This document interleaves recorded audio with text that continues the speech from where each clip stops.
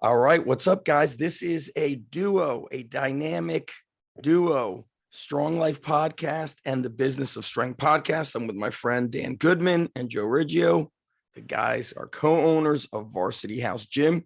And some of you listening may have already met Joe if you came down to Sorinex for the SSPC cert, and fellow Jersey guys. And we're going to talk all things business. I've been on the Business of Strength podcast. I've worked and consulted with Dan and Joe as friends and as coaches for me to help me streamline the underground strength gym, get more free time, and it's working. So, because I take action. And so my schedule now is Monday and Tuesday, I coach at 6 p.m. Wednesday, I coach at 5 and 6 p.m. So I coach 4 hours a week, and it's going great. I've mentioned this before for those listening. I run the underground strength gym as a part-time business, but it brings in a full-time income. And we did a video right before this where we were talking about a Business of Strength seminar that we're going to do January 29th at Varsity House Gym. It'll be up in North Jersey. So if you didn't hear about it yet, you go to businessofstrength.com/January. And you'll see the details on this business seminar. And this is kind of, the operational mode I'm in is I want to do cool shit with my friends and impact lives, not just in this strength and conditioning X's and O's world, but I get so many messages from coaches stressed out. It breaks my heart when it impacts family, because to me, that's everything. Right before we recorded, I was telling you guys I was down in South Carolina early November with the family for a week, and the gym ran smooth as butter. This winter break coming up, we'll be away again, and it's the same thing. It's just been great, and I've certainly had times where it wasn't great and it was stressful, and even if it was making a lot of money, I was on the floor too much. And right now, at my age, I just turned 46. I'm just more interested in freedom and flexibility and somebody who could call me and say, Zach, come, visit me here. And I don't want to be able to say, I can't get away. I just want to be able to say, nice, I'll see you tomorrow. For sure. I mean, I think that's every entrepreneur's dream, but, like we talked about earlier, it's, as a business owner, it's hard to say no to things. And it's hard to know what to work on, what to say yes to, what to say no to. And so a lot of times, you start off as somebody who wants to coach. And what's the, in a sense, the litmus test of a great coach is that people want to train with them. So you wind up getting busy.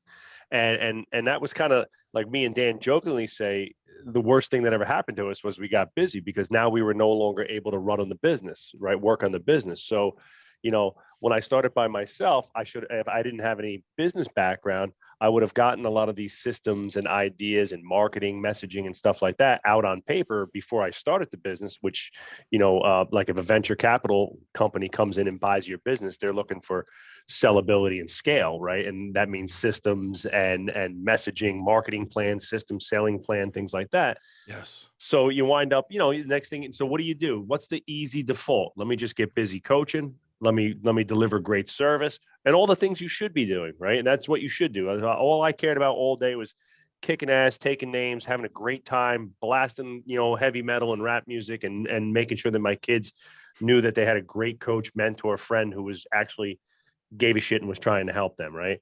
And then I got busier and busier and busier. And then I brought in Dan, right? In 2009, Dan and I partnered up. And we did exactly the same thing for like another 2 years. And we just got busier and busier and busier. And one day we were standing there in like 2010 and we're looking at each other and we're like, what do we do now? Right. We're both doing 30, 40 sessions a week. We're both working 60, 70 hours a week. And we're like, where does it go? Like, where does it go? And because even at that age, and Dan was, quite a bit younger than me, but he was in his early 20s. He's like, this is not sustainable, and we can't do this for another Coaching decade. A lot is very hard unless you're in, I did a podcast with a guy who left the college sector. He's like, that work schedule is okay if you're in your early 20s, not even your late 20s. It's very unhealthy. But like you said, you love coaching. We love coaching, but I am a better coach when I do just a few hours a week, because I coach at a high school full time, and I'll coach 100 to 200 kids within, I have 3 blocks after school, 45 minutes each. I get my coaching fix doing that and not worrying about any business stuff. Yep. And I have the freedom to do that because of the way my business is organized with systems, meaning if I win the lottery, I'm still opening up some sort of a gym twice a week and training kids. Yes. Whether, it'll be a barn, I always say, but I'm still doing it. Straight out of Rocky IV, right? Like the That's old it, straight in the Rocky Siberia. IV. I want that freedom to be able to coach whenever and however I want. So, and then the other freedom is stuff with family, being able to, I don't miss my kids' games, whether it's baseball, tennis, basketball. I don't miss games. I watched on Twitter yesterday. I'm not sure where this gentleman coaches, but I think he was like a big time Division I football coach. He missed his daughter winning this like cheerleading state championship, and he cried. And it's like a knife in my heart. His team, his football team, was in playoffs. You never get that time back with your kids. And then it never leaves your heart. It never leaves your heart. And I think the reason why I got into sharing kind of my business successes and strategies was because just those first few months of not having breakfast with my daughter when she was born, it like crushed me. So when I left teaching and went full-time in business, my only goal was to have breakfast with the family. And that goal drove me to have more freedom and grow the business. That's a great goal. It was simple, but it drove me like a madman possessed to find a way to operate a legitimate business versus a one-man army, because that'll destroy your health. But you were also to that point, Zach, you were designing your business around the life that you wanted to lead. And too oftentimes, especially for coaches that are getting into it as like a side gig, that have a job that just want to coach on the side, like, why are you letting the side job control your life? Like so many times it's like, all right, if you want to work with athletes, all right, do a 3:30 and 4:30 session. And that's where it ends. And like business 101, if supply, like if you have no supply, like raise the rate. It's the simplest thing that you could do to say, all right, I want to make more money, but I don't want to work more. Well, raise it $10 a month times 10 kids that you have in the group, and boom, there you made $200 more per month. And like, if it's a side gig, then keep it as such. But, I think a lot of times people see the money coming in. They're like, oh, maybe I can make the side gig the main gig. And then they hang on and they try to, in the previous show we talked about, they try to multiply. And when you multiply, you can very quickly multiply problems. And, you should be looking at, keep it simple, stupid. The KISS method works in training, but it also works in business. There are some very complex companies where the core values of that company are painfully simple, that are $1 million gyms. And we've worked with them. We know what they are. It's what we are. And now, since 2006, it is a primary focus of simplifying everything that we do, because the more you can focus on what you're great at, marketing and selling has a funny way of coming to you when and it's easy to attract dollars when you do great work. For sure. I like the, I love the, when we first came down to the underground, and I love the simplicity of it and the mindset of like, hey, the more you can simplify, the better the better you can decide what to say yes on. Right. And when you have a very complex business and you've hired multiple people, you have multiple products and revenue streams, right? You have a large overhead, right? And now, like, if you do what we do, right, we went big, right? And we built, and now, we had a great opportunity. We own the building and properties, but it's still a very large facility with a huge overhead, right? And once you go there, you know, your ability to say no sometimes diminishes, right? And so you have to now, obviously, now we had a very well-defined track and we kind of knew what we were going to be going into this larger facility. So that gave us some ammo, but a lot of people take on too much too fast. And like Dan said, they see the money coming in and they're like, let me scale. You know, in this last 2 years, I've talked more business owners out of going to a larger facility rather than just reworking their systems. Hey, let's get more from less. Let's change the structure of your product. Like, let's go from large group and add some semi-private and private training, because you could easily just add, $5,000 a month in revenue right there. Right. Let's go through your hiring process. Are all your trainers and employees profitable? Are you maximizing your hour per ROI on each coach? Right.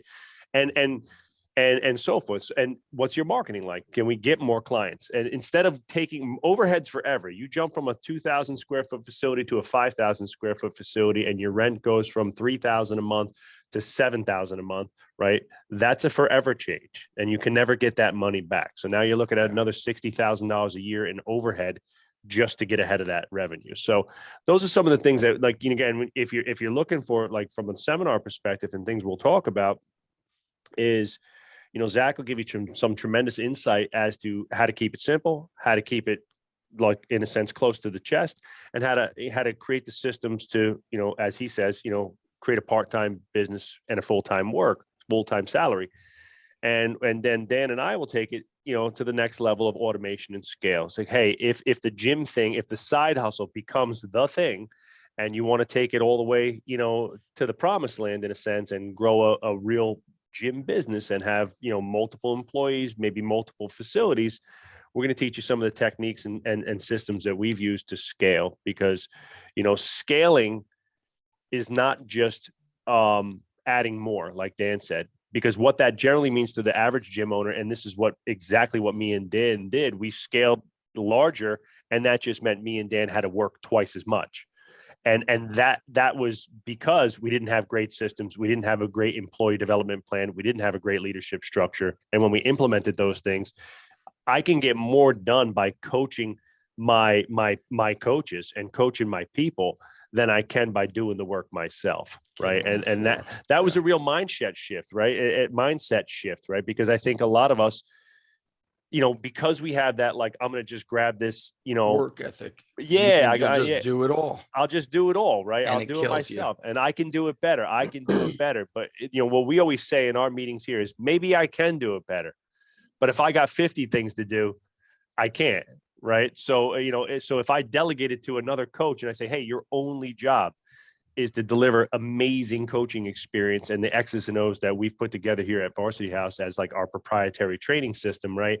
All you have to do is kick ass and stay dialed in on your coaches. Where, like, when I'm on the floor, it's like, crap, did I send that email? Oh man, did I pay the bills? Oh, I got to have a meeting with, meeting with the town. Yeah, exactly. You're just juggling too much emotionally. And so this kind of, like, when I get messages from coaches, it's either that they're trying to do everything, they expanded. So it's the coach trying to do everything. Sometimes their significant other is the other coach. Yep. So now they're everything about their life is working and coaching, and they didn't put any systems in place to bring on interns who then transition into part-time or full-time coaches.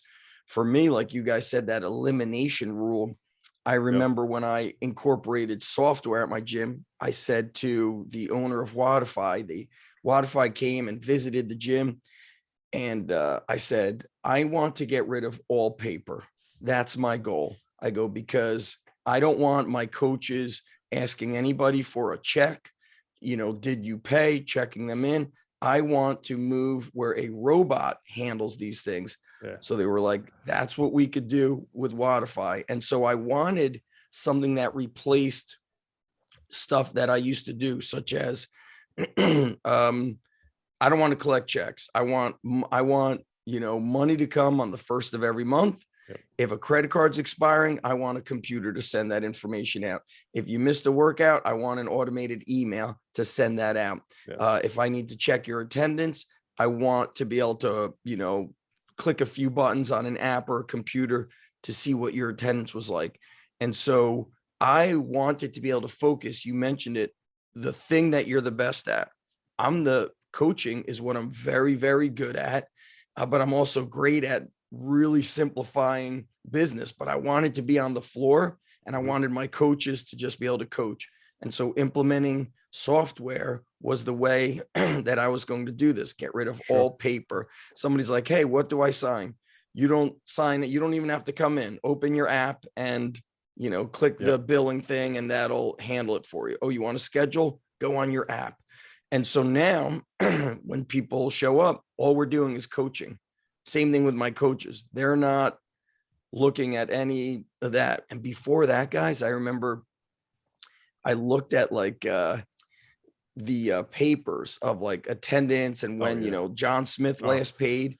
There was like people that didn't pay for 3 months, We had 6 months. and Now that I'm a dad and I take my kids to all these sporting things, I am never late on money. Trust me. No. I would know if I didn't pay you for 6 months, and I would never keep dropping off my daughter at tennis, but people did it. Yeah. And it's crazy. And now, it's like, if anything's expiring or not paid, you're getting an email every day. Yes. And then you're on it, so all I need to do is what I love to do. I share the videos of what we do, which is our quote unquote marketing, and show up and coach and kick ass when I coach. One thing about your process too, Zach, and I want to make sure that that all the listeners understand this is you create a lot of opportunity for your business because you're extremely consistent with that marketing. And you might say like, well, we just show what we do, but you show what you do almost every single day. Yep. And it's ever apparent. And then, so you're creating opportunity and you're highlighting the wins in your gym, marketing can literally be as simple as that. And the sales process, to piggyback on what you just said about the technology and what people do, it is so freaking simple to come train at the Underground. Yeah. I might see you 10 different places and I'm like, you know what? The 10th time I saw this kid, he lives in town. He's getting strong. He's getting jacked. I need to get synced up with that place. It's exactly what happens. How do I do it? And it's not like, oh, well, there's 17 different options, or you can work with these 15 different coaches, or it's like, no, this is what it is. Do you want it or not? And it's just like, and I know for us, we used to have so many different offerings that we would confuse. I had the old Greek diner menu. Like I'd pull out the menu. Like there's 500 ways that we could do business together. And we just got Joe, the person there was somebody that came yesterday, nice person. They want to do a joint venture. It's like a local, like recovery lounge type of place. The first thing I did was I opened and their prices are there. And literally it's a pamphlet and the left side, center, and right side is all pricing. I'm like, what the hell is going on here? And not cheap pricing, by the way. So it's like everything that's in your face is like 500, 600, 300, 400. I do already. I just share.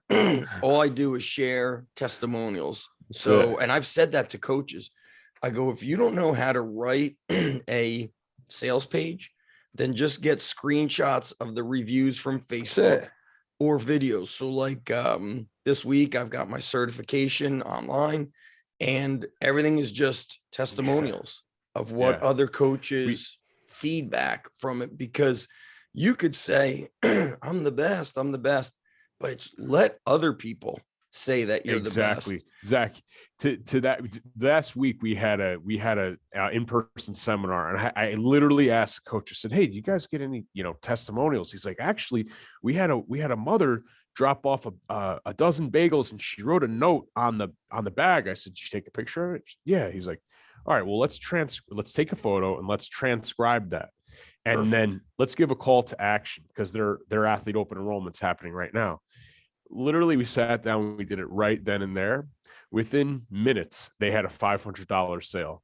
And he just was like, it was like a eureka moment. It's just, you have to create opportunities by just showing the realness that is in your gym.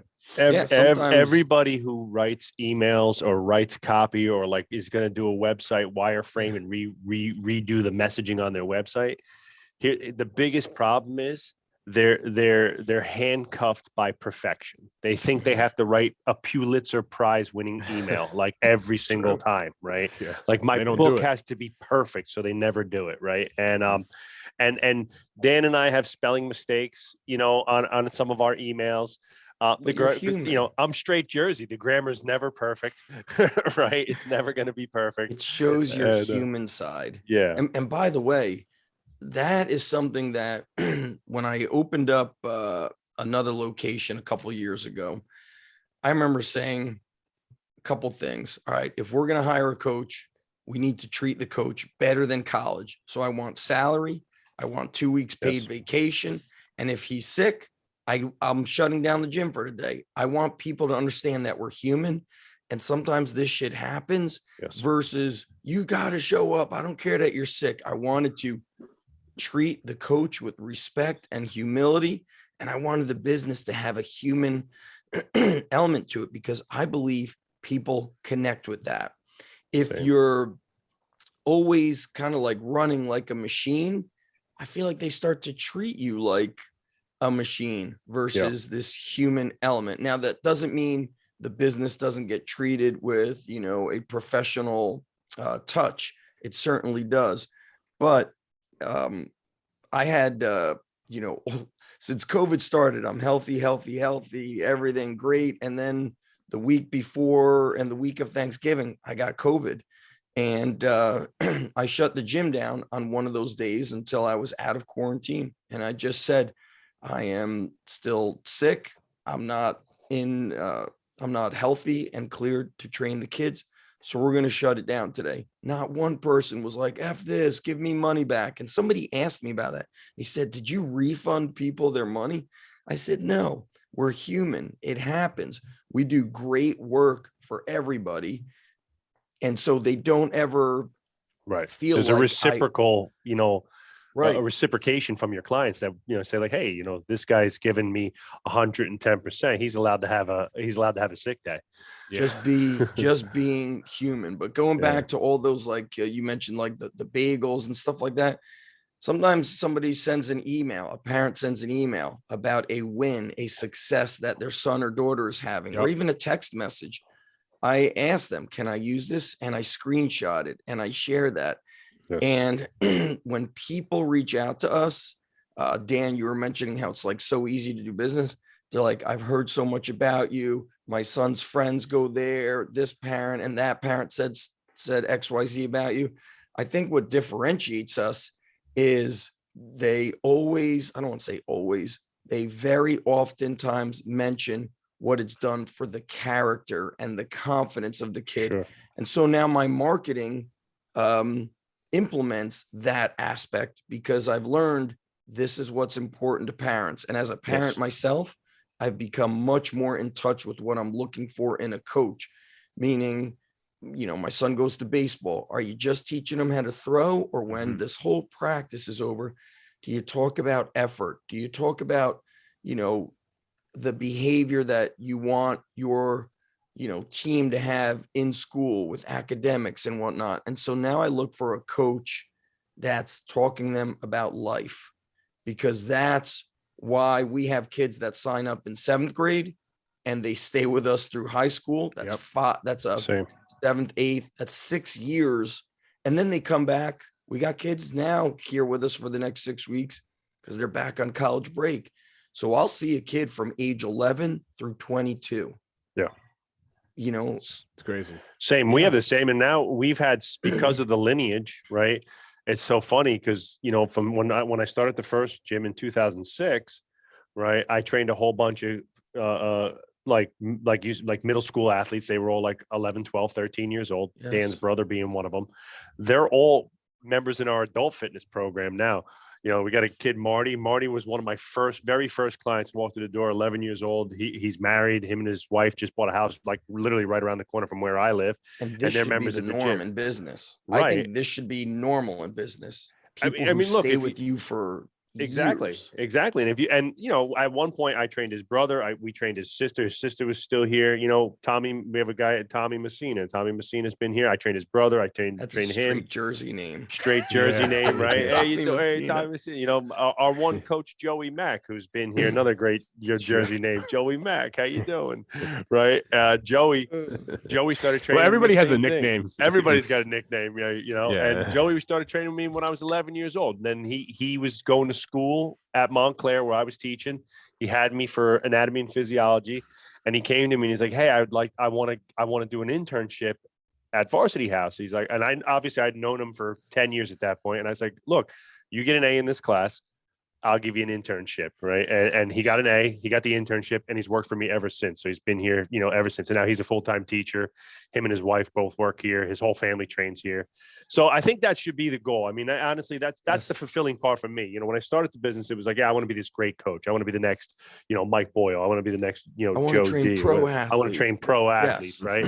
Which you did all that. And I did all that. But I look back now and my legacy is like they say, the what I've left behind. It's not about what I'm currently doing. It's about that impact that I have. And we always say, we're building great athletes, but we're building even better people, right? And hard work, consistency, commitment, you know what I mean? Our tagline of the Underground Strength Gym is building champions in sports and life, all capitals, A&D. Because first of all, I knew, and I know, I pay attention to what's going on around us, but people consistently talk about, you'll get faster, you'll get this, you'll get that. Yes. But you know how many people have gone to those places? In fact, a big place, with all the bells and whistles opened up a couple of years back, we lost a lot of kids. Guess what? A lot of those kids came back because as they got older, they realized that if they were not these outstanding, athlete in that area, they didn't get a whole lot of attention. And, the things like the consistency of doing a push-up correctly, technique. Mm-hmm. And I tell my coaches, it's important to know what's going on outside of the underground, what's going on in their life, school, sports. I don't want us just showing up and taking them through a training session. To me, that's just transactional. Right. What would I want my kids to experience? Exactly. But you're talking about something too that, we're talking a lot about this at the seminar, but too oftentimes coaches think that the root of great coaching is X's and O's, and sure, like you need to, that's the barrier for entry, right? But as a manager or business owner, you can coach other coaches on the experience of the session, and you can coach other coaches on how to deliver the underground way or how to deliver the Varsity House way. And I'm telling you, our internship and what we teach our coaches, and we consistently review, it's equally or more on the delivery of the session, because that's what matters. Is like, a good strength coach is going to know how to coach a squat. They're going to know how to coach deadlift. They're going to know how to coach a push-up. But like, it's not sets and reps. It's, you're talking about it. Like we all have kids. Like when my son's of age go to sports, like, I don't care what sport he wants to play or if he wants to play at all. It's what are the core values being taught? Because effort transcends to everything, right? Yeah. Consistency transcends to everything. Having a positive role model and influence transcends to life. And you can teach and embed those things into others. And it can't just always be about, well, here's the science. And don't you know how many degrees I have? Nobody gives a shit, right? They care about how did you make me feel? What type of, when I leave the gym, right? What am I saying about the gym? What am I saying about the time that I spent there? Is that the second best part of your day outside of family? Oh, yeah. And just while Dan's saying that, Joe, it reminded me when I did the certification at Sorinex, it was an experience. Yes. And what do we remember? We have the holidays coming up. Are we buying, just gifts, or is there like an experience involved? So let's say the three of us bought each other gifts. We're going to remember it. But let's say the three of us go whitewater rafting, or we go to this concert. Yep. The experience. No question. Or we go camping. those are the things that we remember for life, or they Yes. impact us for life. And so I mean, that's what do you something- remember most about that weekend, right? I mean, Pop Sorenex coming out to train with everybody, Yeah. going out to dinner with each other and having some great Dinner, conversation, the having a guest few beers, speakers, guest the speakers, off the cuff conversations going that out, happen in between going for a boat sets. ride, with Bert Yes. and friends. And it's like, that's what you remember. Like, of course, like, there was some great X's and O's tidbits in there, but like, if you would have, if we would, that didn't matter. What mattered the most was the connection. And that's really, again, same thing, like coming to these seminars too. It's the that's why you do these things. It's not You just get to learn. inspired. You come back. Yeah. And build a better. network too. Like, build a network. Look, let's be completely transparent.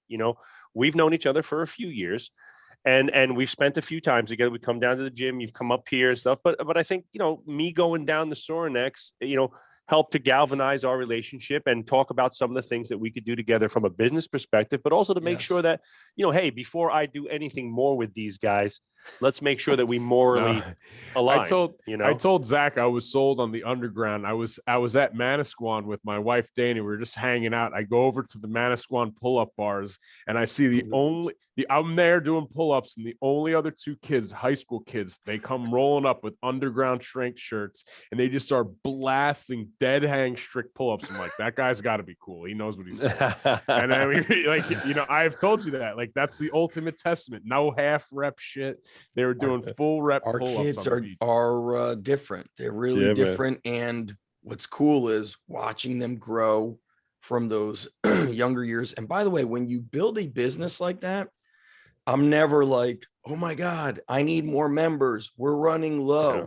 It's not a problem. I think it used to be a problem when all I focused on was win championships, win this. Yeah. And we started getting kids that were not beasts, right? We used to get kids that were just tough and scrappy and kind of like had this street cred to them. Now we get kids that are struggling to do push-ups. And I tell the coaches, that's our job to make them better. It's our job to turn them into a beast. And then teaching that deeper connection, that I know that it's a cliche saying for a reason, but nobody cares how much you know until they know how much you care. And so now, I've got kids that were older and now their younger siblings are here. And it's really interesting to just see. To me now, the business is easier to run because I focus on the people. I focus on kind of touching their heart. I know that sounds so corny, but I'm just looking at, like what you said, what would I want my own children to experience when they go to a sport practice or they're part of a team? Does this coach really connect on those deeper levels?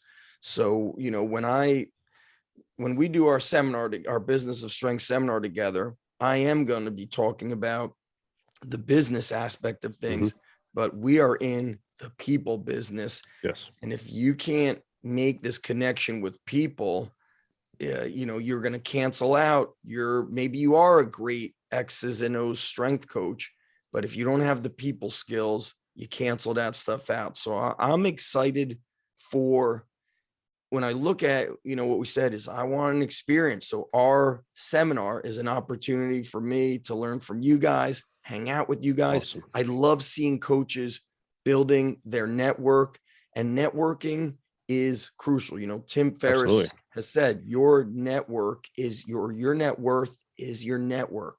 No question. And so it's so powerful to be around other people like-minded, because you go back better and it forces you to step away from business. Here's the analogy I I always use, for sure. And here's the analogy I always use in our seminars, when we're talking about like the X's and O's people versus like people that can't bridge the gap between being a good deliverer of an experience, right? And it's like everybody's had a college or professor or a high school teacher who was like a PhD, master's, like wrote books and stuff, but they were an awful professor, like awful. Yes. today we're going to learn about chemical equations. And it's like, oh God, right? And you just like literally just falling asleep, like you're drooling on yourself within minutes, right? It's like, and then you have like, Coach Joe up there teaching anatomy and physiology, and I'm arm wrestling kids and I'm running around the room, and I literally have wrestled kids in the front of my class and stuff like that, right? But what is everybody doing? They're laughing and paying attention, right? And it's like, oh, this guy's a clown, right? And I literally, like, if you go and rate my professor, it's like, this guy's a total meathead. He arm wrestles. If you fail your quiz, you got to come up and arm wrestle him in the front of the class, right? It's not right. So, right. But what am I doing? I want people to pay attention, right? So that's some of the things that we always talk about. And again, we'll speak about those, because if you're not inherently like extroverted but you love the science of strength, well, there are some things that you can do to improve that, right? And it's, communication skills, people skills, and things like that. And you can create a process. And we've created a great process here that we call SWIFT. And that's an acronym for our delivery protocol here at the gym. And we have it all over the gym, and we put it on like here's our newest hire, Jim. Great kid, just started training, fresh out of college, first job out of college. He came through our internship program, and slowly but surely we give him a little bit more responsibility, coaching a class, coaching an individual, doing an assessment, stuff like that. So he had a couple Saturdays ago, he had to coach his first class. Saturday's a busy class, 25 people in a class, and he was doing back-to-back classes, right? So, and I'm watching him and I'm working out in the gym, but I'm there kind of hype manning it and pumping him up, like, hey, everybody give Jim a round of applause. It's his first class, like stuff like that, right? Getting him excited. Right at the top of his clipboard, it says "Be Swift" in huge letters. He had it written on his clipboard, and every touch point that is the acronym of SWIFT, I saw him, running back and forth, calling people by their names, correcting people's forms. Like he was exhausted by the time he was done with those 2 hours, because he gave so much energy. And that's really Jim. What I want to. Exactly. He was great. He came down to your seminar. We sent him down to you. Yeah. You met a young crew.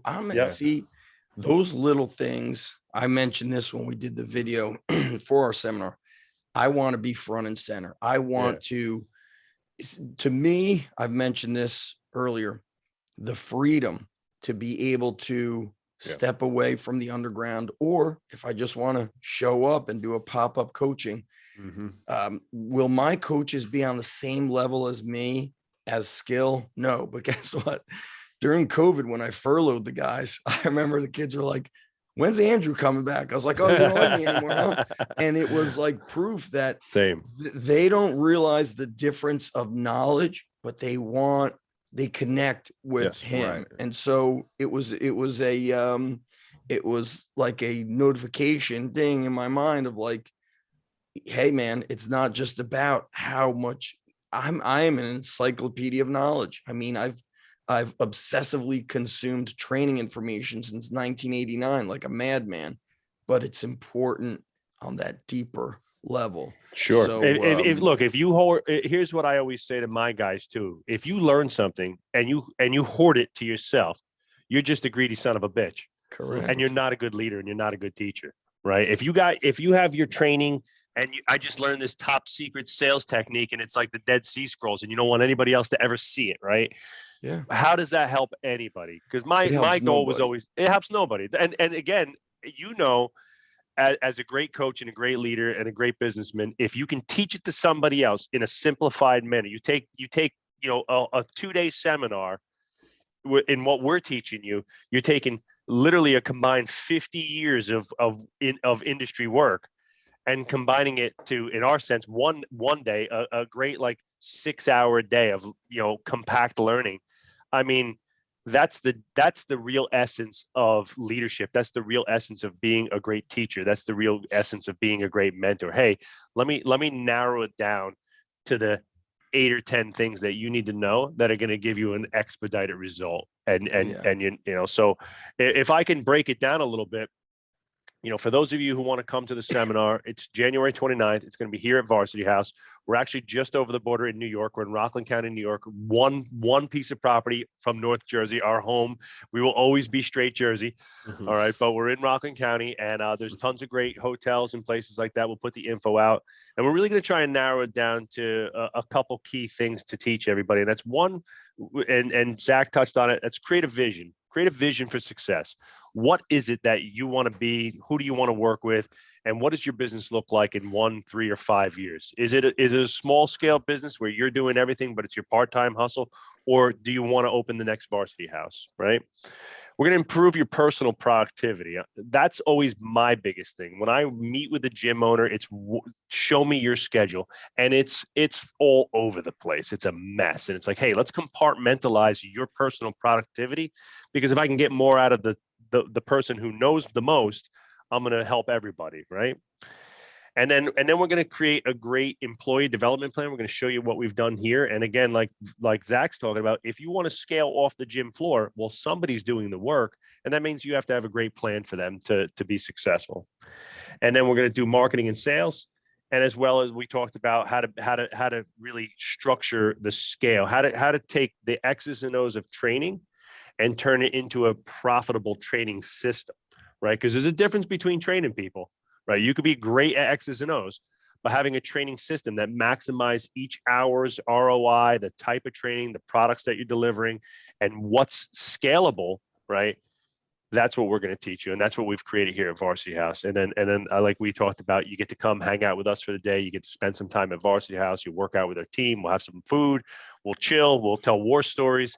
And we'll have a great time, and you get to build a network with other. Yeah, exactly. You get to build a network. Inspired. Yes. You'll have a network, which you need. You need a support system that you could text somebody or call and bounce ideas off of.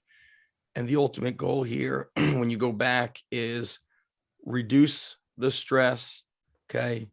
Have more freedom, more free time, and make more money. And there's and that means you're helping more people, including yourself. And if you've got a family, you're helping your family. So like before we recorded, I said, this winter break, I'm going to Florida. The gym's going to run smooth as butter. First week of November, schools were closed. We were down in South Carolina, and I loved it. I loved being able to, I just love family time. Like, I'm a simple guy. You know, my birthday was Saturday. In the morning, I went to the gym before it opened, and I trained. I wanted to squat on my birthday. Then we went out for dinner. I had time with the family. It was awesome. And then I got home, and Rambo was on TV, and I was like, damn, what a perfect birthday. Squats in the morning, dinner with the family, and then I watched Rambo. Oh my God. So freedom is, to me, it's awesome. So businessofstrength.com/January. We're doing the seminar together, January 29th. Even if you're not local, make the trip, come out and make the trip. And that was also a big reason why I did my seminar at Sornex. I was like, I got to get out of my area. I need to get on an airplane and get somewhere else. And it was awesome. And it was an experience. So we're going to make this an experience for the coaches showing up. So that's it, man. I'm pumped up to hang out with you guys, learn from you guys, meet other coaches. I'm so pumped. I always get fired up for these, you know, come out, fired up, come up to Varsity House. We'll peel behind the curtain and we'll break it down for you. Nice. All right, guys. Great podcast. So Business of Strength podcast, Strong Life podcast. And we will see some of you up in Varsity House Gym, January 29th. Talk to everybody soon, and see you soon. See you, gang. Later.